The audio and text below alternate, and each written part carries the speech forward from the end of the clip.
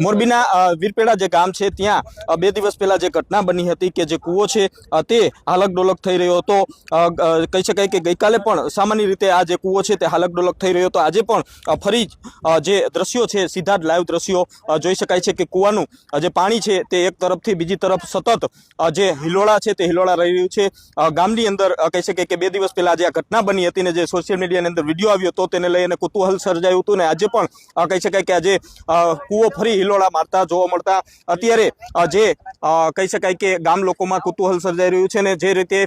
જે આ વીરપેડા ગામ છે તે ભારતમાલા ઉપર આવેલું છે અને ત્યાં કહી શકાય કે રોડની સાઈડમાં આવેલો જે કૂવો છે જે ખેતરની અંદર તેની અંદર આ પ્રકારના દ્રશ્યો જોતા જે ગામ લોકો સહિત આજુબાજુના જે લોકો છે તે પણ અહીં જે કૂવો છે તે જોવા માટે પહોંચ્યા છે। એટલે કે કહી શકાય કે જે રીતે વૈજ્ઞાનિકો પણ આજે કારણ શોધવા માટે અત્યારે મથી રહ્યા છે અને સાથે સાથે જે રીતે